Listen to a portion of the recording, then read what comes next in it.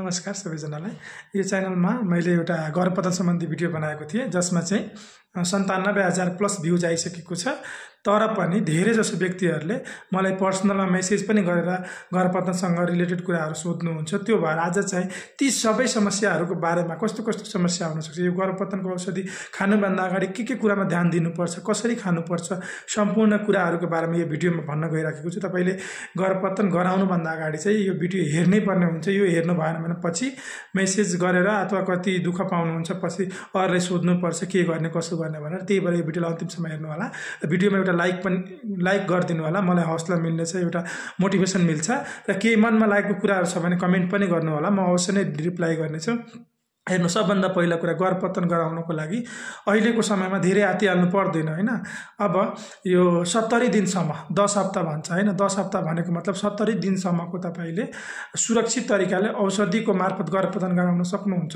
तर हुन्छ के भन्दाखेरि मान्छेहरू आत्तिएर एकदमै चाँडो छिटो औषधि खाइदिनुहुन्छ र औषधि खाएर राम्रोसँग बच्चा नजाने, ब्लिडिङ बढी हुने अथवा केही बाँकी रहन सक्ने विभिन्न समस्याहरू देखा पर्न सक्छ हैन। त्यो भएर गर्नुपर्छ के भने नि, आत्तिनु पर्दैन, हतारमा औषधि पनि खानु हुँदैन।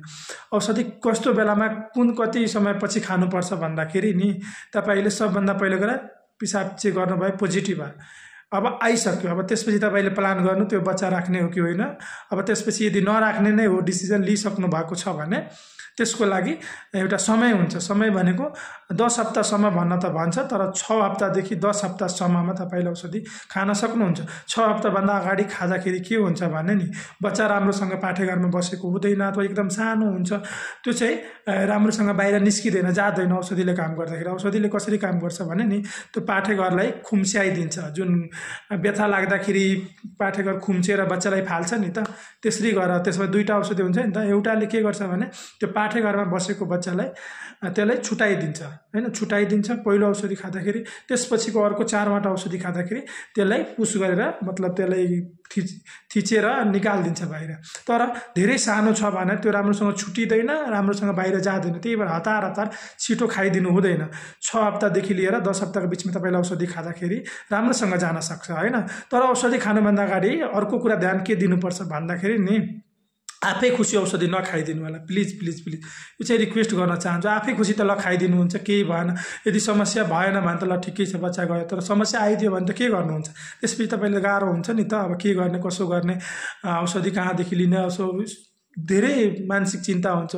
झन् पछि गएर तपाईको धेरै समस्याहरू आउँछ। त्यही भएर आफै खुसी नखाएर स्वास्थ्यकर्मीको सल्लाहमा सक्नुहुन्छ भने सुरक्षित हाम्रो गर्भपतनको नेपाल सरकारसँग मान्यता प्राप्त, सरकारबाट मान्यता प्राप्त सुरक्षित गर्भपतन सेवा केन्द्र हुन्छ, त्यहाँ गएर मात्रै औषधि खानु होला। र औषधि खानुभन्दा अगाडि हुनसक्छ कतिजनाको अब बाध्यता हुन्छ, मतलब त्यो नगइकन खानलाई, त्यो गर्नु पनि सकिन्छ सकिन त। तर सकेसम्म तपाईले स्वास्थ्यकर्मीको निगरानीमा स्वास्थ्य संस्थामा गएर मात्र औषधि खाँदाखेरि राम्रो हुन्छ। किनभने पछि त्यसपछि तपाईले कुनै समस्या, कुनै असर देखा परिहाल्यो भने उहाँहरूले त्यो अनुसारले उपचार गरिदिनुहुन्छ। तर यदि एकदमै बाध्यता नै छ भने नि, अब मेडिकलहरुमा पाउँछ, कतिजनाले नभन्दा मैले नभन्दा पनि खाइराख्नु भएको हुन्छ। किनभने मलाई थाहा छ, मेसेजमा दिनकै 4-5वटा मेसेज आउँछ मलाई।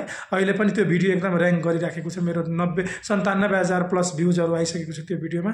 त्यो भएर यसको बारेमा नि म चाहिँ जोड्न खोजेको कुरा नि, तपाईले खानै पर्छ भने एकचोटि भिडियो एक्सरे गराएर कन्फर्म गर्नुहोस् तपाईको बच्चा कहाँनिर बसेको छ, पाठेघरको कुन भागमा, पाठेघरमा छ कि कतै ट्युबतिरै छ कि, जुन ट्युब हुन्छ दुवैतिर हैन, त्यो ट्युबतिर बसेको छ भने त्यति बेला तपाईले औषधि खाइदिनु भयो भने बच्चा त्यहाँ फुट्यो भने बाहिर निस्किँदैन। एकदम तपाईले गाह्रो हुन सक्छ, एकदम सिरियस इमर्जेन्सी केस हुन सक्छ, ब्लिडिङ बढी हुन सक्छ, बच्चा पनि राम्रो छ। त्यसले एउटा भिडियो एक्सरे गरेर कन्फर्म गरेर बच्चा चाहिँ यदि पाठेघरमै रहेछ भने त्यो पनि स्वास्थ्यकर्मीको सल्लाह अनुसार तपाईले औषधि खान सक्नुहुन्छ।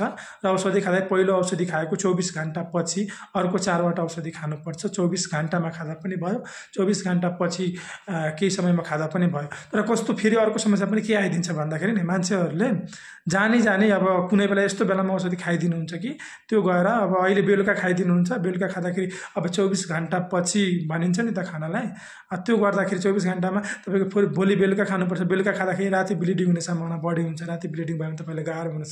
त्यो भएर राति नै किन खानु पर्यो तपाईँको पहिलो औषधि, बिहानतिर पनि खान सक्नुहुन्छ नि त। अर्को त्यसको भोलिपल्ट बिहान तपाईँले त्यो 4वटा औषधि खानुभयो भने अब 4वटा औषधि खाने तरिकाहरू त तपाईँले अब त्यो औषधि लिने ठाउँबाटै सिक्नु होला होइन। अब 4वटा ट्याब्लेट हुन्छ, पहिलो चाहिँ अब पानीको साथले निल्ने हो, अनि 4वटा बाँकी रहेको औषधि चाहिँ 2वटा यो जिब्रोको मुनि राखेर 15 मिनट जति जिब्रोको मुनि च्यापिराख्ने हो, र पछि त्यसपछि बाँकी रहेको भागहरू पानी निल्दा पनि हुन्छ। 2-2वटा राखेर 4वटा पनि यसरी राख्न सक्नुभयो जिब्रो मुनि, अथवा 2टा जिब्रोको मुनि अथवा 2टा पाठेघरको भित्र राख्न पनि सकिन्छ। तर धेरै जसो व्यक्तिहरू जिब्रोको मुनि एकदम जिब्रो, त्यो डिटेल भिडियो चाहियो भने नि त्यसको एउटा मेरो च्यानलमा पपुलर भिडियोजमा गएर हेर्नुभयो भने एउटा राम्रो खालको 15 मिनटको भिडियो छ, त्यसमा विस्तारमा सबै कुरा भनेको छु, त्यो पनि हेर्नु होला है।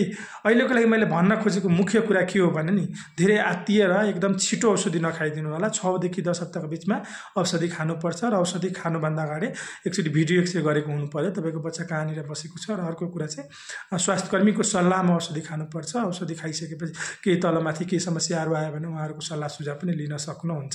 त्यही भएर यी कुराहरू तपाईँले गर्भपतन गर्नुभन्दा अगाडि चाहिँ जान्नै पर्ने हुन्छ। र अरू थप तपाईँले केही कुरामा जानकारी चाहियो, जुनसुकै कुरा पनि तपाईँ सोध्न चाहनुहुन्छ भने यहाँ सोध्न सक्नुहुन्छ, म त्यसको रिप्लाई अवश्य नै गर्नेछु। हस्, आजको भिडियोमा यति, धन्यवाद, नमस्कार।